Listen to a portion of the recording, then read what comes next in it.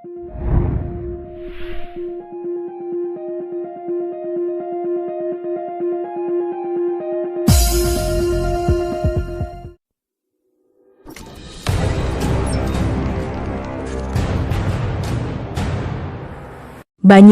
adalah salah satu kabupaten di Jawa Timur yang terletak di ujung timur Pulau Jawa. Dikenal dengan tempat wisatanya yang indah sehingga banyak turis mancanegara yang datang ke Banyuwangi.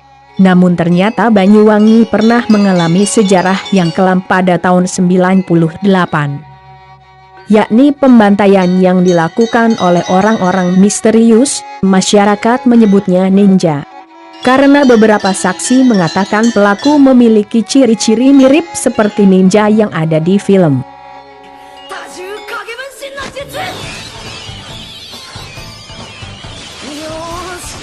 Bukan ninja yang itu. Apalagi ninja yang ini.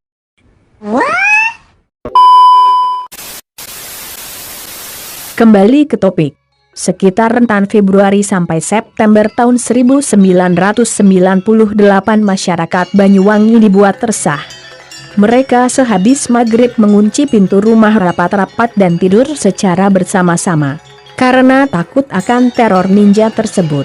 Kejadian ini sendiri berawal dari isu tentang dukun santet yang menebarkan keresahan.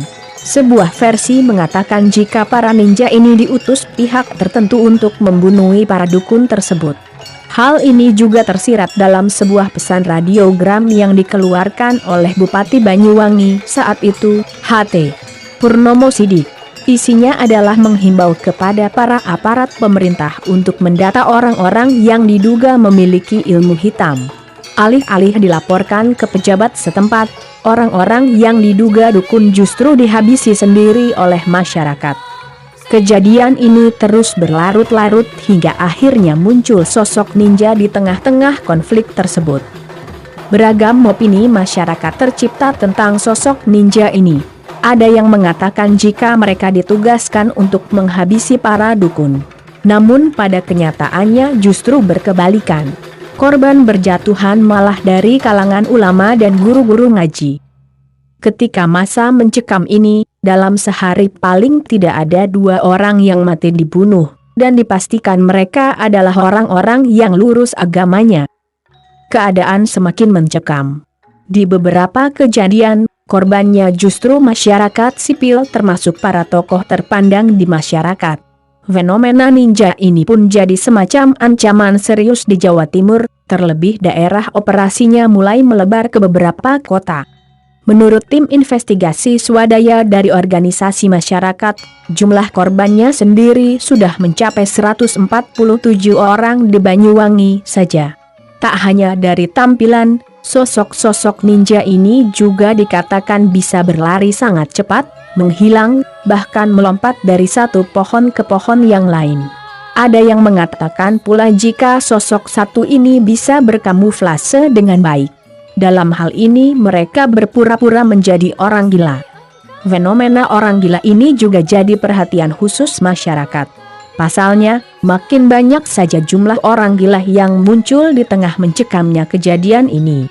Bahkan masyarakat yang katanya pernah menangkap ninja ini mengatakan jika sosok satu itu tiba-tiba saja berubah menjadi orang gila.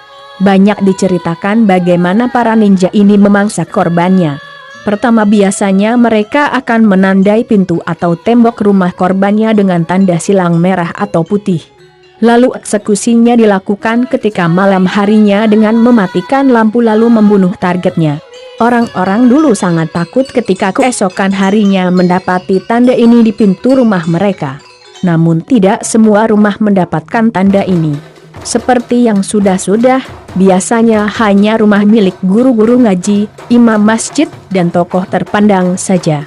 Meskipun bisa membunuh dengan taktis, nyatanya tak semua target berhasil disingkirkan oleh para ninja.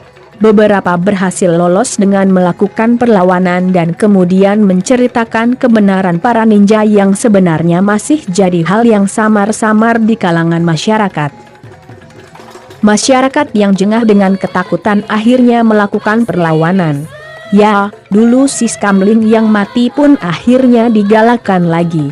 Para pria dewasa berkumpul dan berjaga sedangkan anak-anak dan wanita mengunci semua pintu dan jendela rumahnya. Cara ini sedikit membuahkan hasil dengan 1-2 ninja yang berhasil ditangkap. Masyarakat menjadi sangat waspada ketika itu. Sebagai dampaknya, mereka menganggap gagal aparat keamanan karena tak mampu meredam ancaman ini. Tak cuma dengan berjaga tiap malam. Tindakan preventif juga dilakukan dengan menanam tanaman kelor di depan rumah untuk menangkal ilmu hitam katanya. Tak hanya menanam kelor, tiap-tiap orang bahkan para wanita juga dibekali dengan bambu kuning di tangan mereka. Konon katanya bambu-bambu ini akan membuat para ninja akan sangat kesakitan. Kejadian ini pas sekali momennya dengan mundurnya mantan Presiden Soeharto.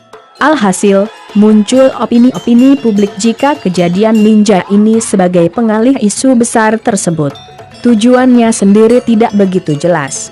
Mungkin saja untuk mengalihkan perhatian masyarakat luas tentang bagaimana brutalnya pemerintah memperlakukan mahasiswa demonstran dulu. Mengenai sosok ninja sendiri, ada kabar burung yang mengatakan jika mereka adalah para aparat yang sudah terlatih. Bisa tentara atau yang lainnya. Masyarakat pun ada yang meyakini hal tersebut mengingat para ninja ini begitu lihai dan taktis dalam melakukan misi-misinya. Orang biasa secara logika tidak mungkin bisa seperti itu. Kecuali yang sudah berlatih bertahun-tahun, fenomena ninja ini pada akhirnya lenyap begitu saja.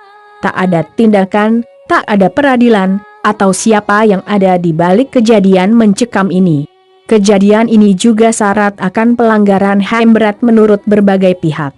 Kejadian ini pun jadi salah satu fenomena paling misterius yang pernah terjadi dan pada ujungnya tidak pernah terungkap. Jangan lupa klik tanda suka jika suka video ini, jika tidak enggak apa-apa, saya enggak maksa.